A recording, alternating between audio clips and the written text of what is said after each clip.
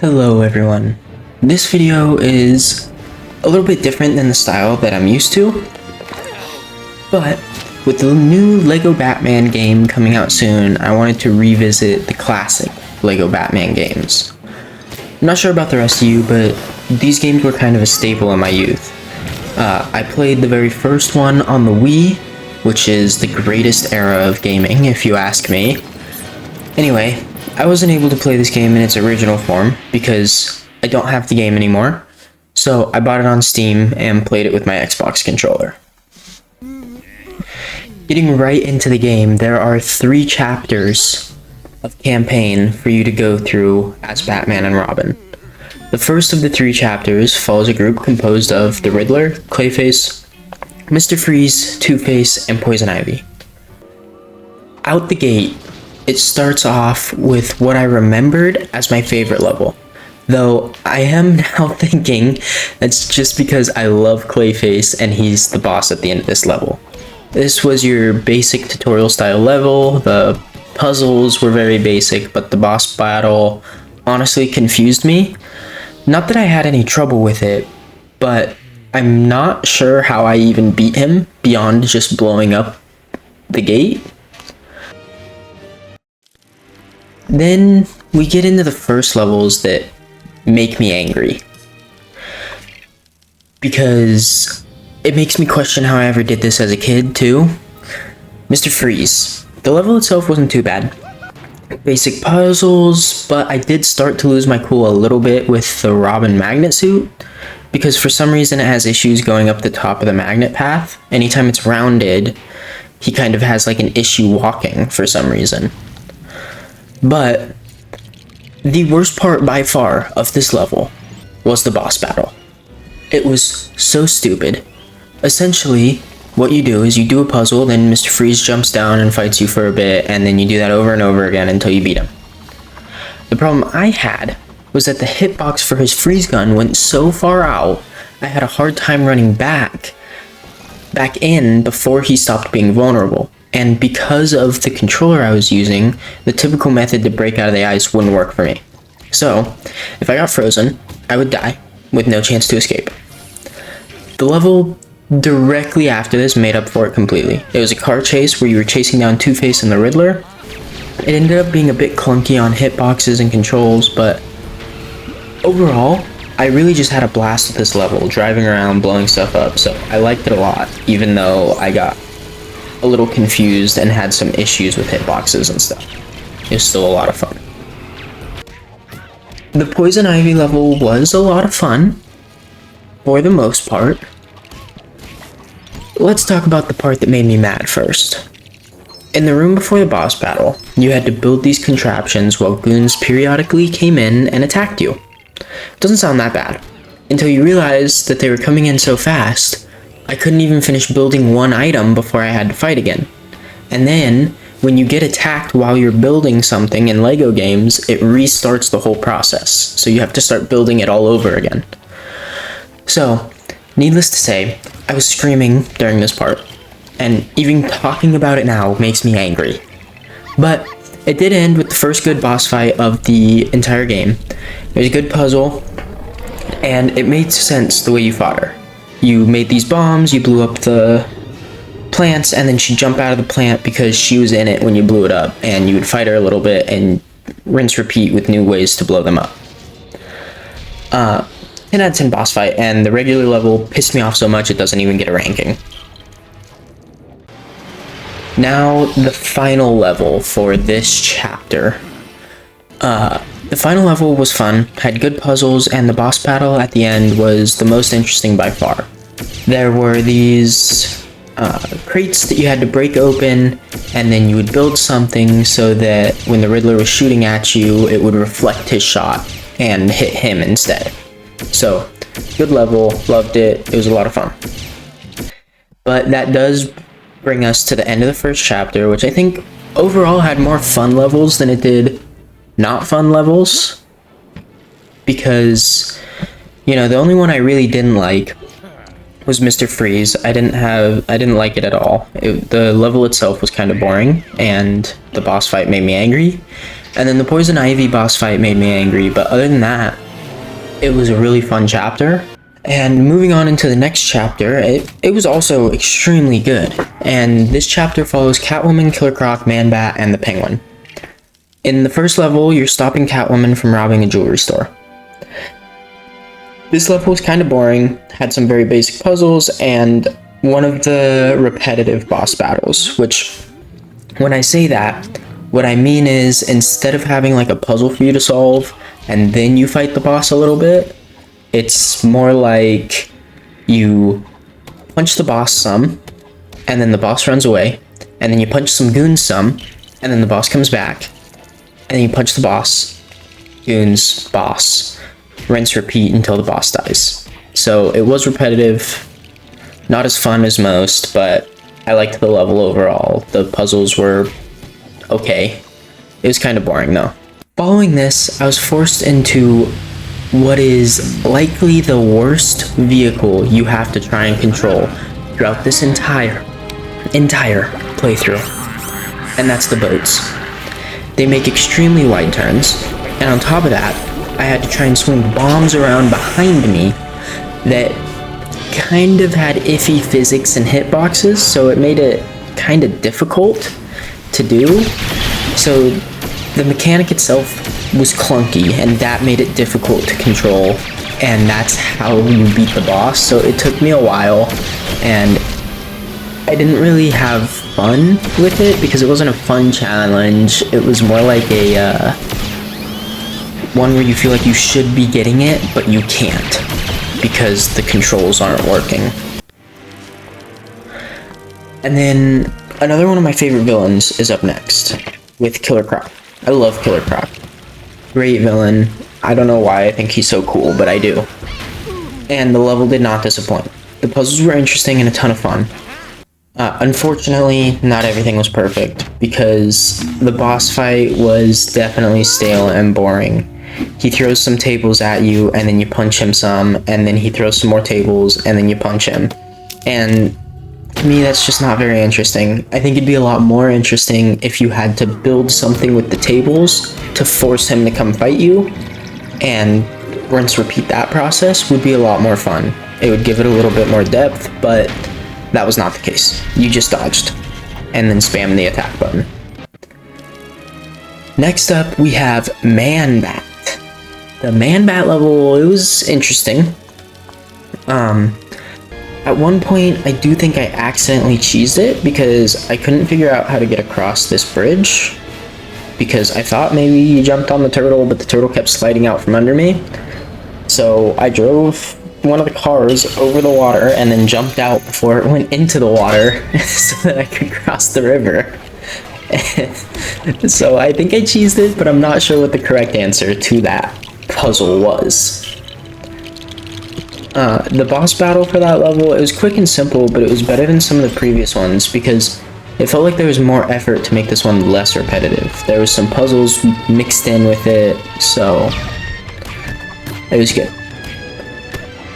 The final level had some fun puzzles on the way in, but what really impressed me was the boss fight. You're going up against the Penguin and Catwoman, and this was the first boss fight that felt like I remembered LEGO boss fights being. A fun, exclusive gimmick to the villain for that level. For this one, you deflect the penguins that Penguin is shooting at you, and you use them to blow up his own machine, and then Catwoman jumps down to fight you a little bit, and then once you've blown up his machine, he jumps down to fight you, and even the fight with him was more than just spamming X like a lot of them are. X is the attack button, by the way. Because you would attack him for some, and then he would jump up with his umbrella and fly around some. So you would attack him, then you'd have to throw your boomerang at him, so even the part that is normally repetitive was not in this boss battle, which made it a lot of fun.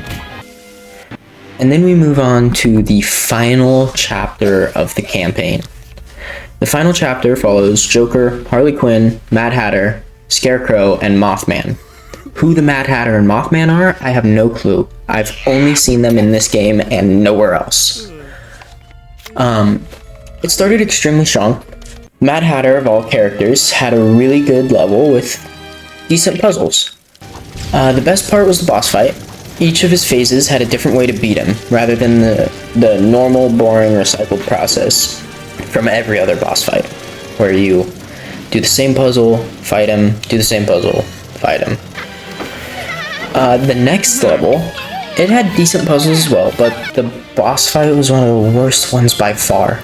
By far. This was the Harley Quinn level. The boss fight, it didn't even make me mad. It wasn't hard, nothing like that. It was just boring and repetitive. So Harley Quinn does backflips around this circle. Okay? And you can't attack her until she gets dizzy. So you have to chase her around the circle, then she gets dizzy, then you can attack. The problem is that it took so long for her to get dizzy. At first, you would only have to go around the circle once, then you could attack her, then you had to go around the circle 2 times, then you had to go around the circle 3 times, and you could only hit her once per every one of those times, and she had 6 hearts to go through. So I believe in total, I had to run around that circle 12 times, and sometimes she will stop, jump to the other end of the circle, and then you have to start over. So I was just running in circles for a long time for this boss fight, which made it really boring and stale, and I didn't like it.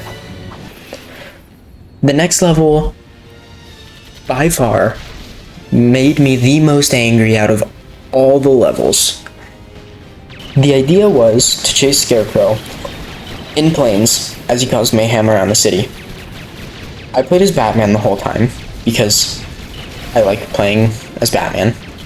And at the end of the level, randomly, without saying anything or giving any hints, it wanted me to switch to Robin, because I guess his helicopter had a tow cable, and he can use it to drag bombs around. It would have been nice to have been told that or have it implied in some way, but instead, I ended up resorting to looking up a guide because I got so confused. It took me like 20 minutes to figure out how to get past one phase of that level. And that's not even mentioning how the mines that are in the air would be super far away from me, and they'd blow up, and they take out 2 of your hearts every time, and you only have 4 hearts. So you run into 2, you die. And so it completely ruined the novelty of a vehicle level where you can kind of just go around and blow stuff up, get a lot of studs, and have a good time, because I had to stay 6 feet away like it was COVID again from all of these mines. Overall, I was extremely salty after putting myself through that level. The next level, though, is everybody's favorite villain of all time that everybody is in love with, Mothman. But on a serious note, can any of you tell me why exactly Mothman gets so much love in this game? Who is this guy? Where did he go after this game? This game treated him like he was Batman's greatest villain. Keep in mind, Bane doesn't even get a level. Meanwhile, Mothman got one of the most fun levels and boss battles in the entire game. It wasn't crazy, but it was overall a good level with fun puzzles, and while the boss fight had the same puzzle twice, it was still fun. Then we get to the final level of the campaign, the big boss fight against Harley Quinn and the Joker. The level itself was super fun. The puzzles were interesting and fun all the way to the boss fight. And then I got to the boss fight. It had some interesting puzzles and definitely was a fun level, but for being the final level of the entire campaign, it was underwhelming for the final boss battle. It was fun, but nothing crazy. And I think if you're going to end off the campaign and you want to do it with Joker, who is famously one of Batman's greatest villains, you need to do more than what you did in previous levels.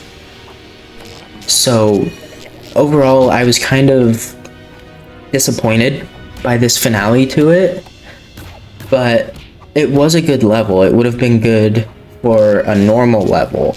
But being the last level, I expected more out of it, and I just didn't get that. In total, the entire hero campaign took me around 5 hours to complete. It was pretty fun, and I think an hour of that was just because I thought I should watch the cutscenes for all of them, but I did get bored of that by the time we move into the next campaign and I skipped them. For those of you who aren't already aware, there's a second campaign in this game, where you get to play as the villains. Hey guys, sorry to interrupt the video. I just wanted to ask you guys to like the video if you're enjoying it, and subscribe for more like this in the future. In fact, comment what game you think I should play and review next. Thank you guys, and enjoy the rest of the video. Getting set up for all the crimes that you foil as Batman and Robin. Before I give my overall opinion on it, I thought I would break it down the same way I did for the Hero campaign. So, you start in the same story as the Hero one starts. This chapter is titled Riddler's Revenge. The first level of this was really fun. New characters means new puzzles and new ways to play the game. Although, I was disappointed that there were very few boss battles, and that is something that held throughout this entire campaign. By level 2, the novelty of playing new characters started to wear off, and given that you have to have the Riddler in every level, kind of just starts to become, how can you use the Riddler's power to solve every problem? And it gets a little bit boring and repetitive. The third level was Poison Ivy, and it's more the same as the first two levels with this, except I thought I'd mention this level specifically because it had way more enemies, and I'm just shocked that somehow both versions of this level are so annoying to beat because they just swarm you with enemies. But I digress. I'll move on. Moving on to what I was hoping would be the car level, because it was in the Hero campaign, and I had so much fun with it before. It was another boring level, just with the Two-Face and Riddler, and that meant that back to back, I played a level with Two-Face and the Riddler, and another level with Two-Face and the Riddler. So, honestly, the first chapter of this campaign, it was boring. It lacked the character that the Hero side of things had, and it had zero boss fights. None. So, I was really disappointed with it because I like the villains for Batman. I think a lot of people do. It's half the reason Batman is so popular, but it was just really underwhelming. And then we move to the next chapter, which is titled Power Crazed Penguin. I was shocked in the first level that somehow it was Bane and the Penguin. I hadn't seen him at all in the Hero campaign, so I was unsure where Bane came from. But, other than that, Penguin was a fun character to play as, so was Bane. Penguin had a fun gimmick that he can blow up the silver boxes with his penguins, but really there wasn't all that much new other than that.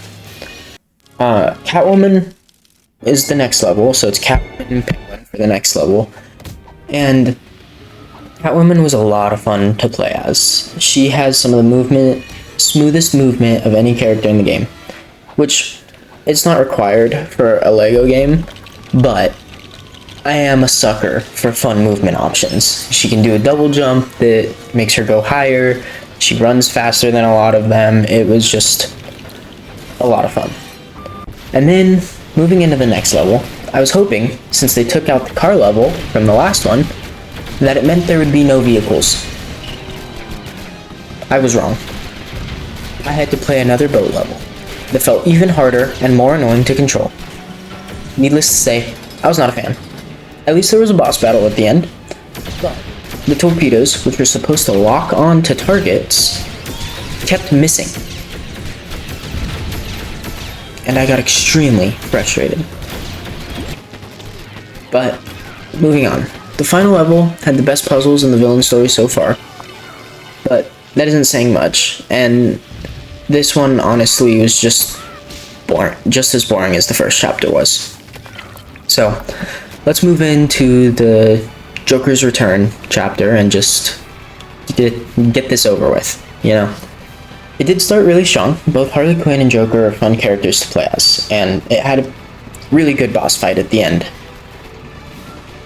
But then you go straight back to hell, because then there is a plain level. And I'm not going to elaborate. I would like to block the entire thing out of my mind, honestly, so I'm gonna just move on. The next level, we get to play Scarecrow, which, in my opinion, is one of the coolest characters with a super scary ability to cause fear, and, oh, all he does is trick the little Riddler guys into thinking he's the Riddler. He really does, like, nothing else that's remotely cool at all. And he can't even walk through the green ooze? Okay. So, they did my boy extremely dirty, and I really wanted him to be interesting. Which does bring me to the next level, and Mothman. Someone, please explain to me why their entire creative budget went to making this guy the most interesting character to play as and against. Seriously, why is Mothman getting so much love? He's super fun to play as this level, and I know for a fact he disappears after this game. Where did he go? Why was he the best character? I don't know the answer to either question, but both are facts. He is the best character in this game.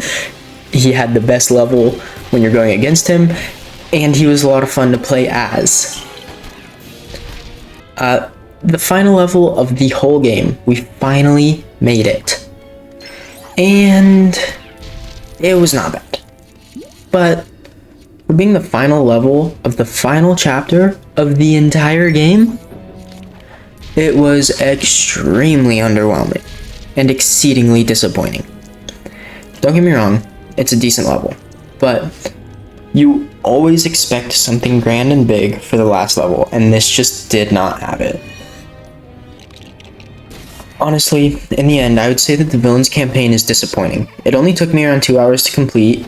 Granted, I skipped all the cutscenes, so who knows how much time that added. But I was hoping it would get the same level of love and care that the hero campaign got. But for the most part, it did not. It was a super fun idea, and I was excited to play it because I love Batman's villains. Almost more than Batman himself sometimes.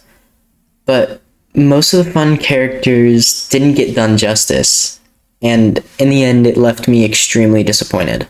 But the game as a whole, though, I would say is still an extremely fun playthrough, especially for being only about $15 on Steam.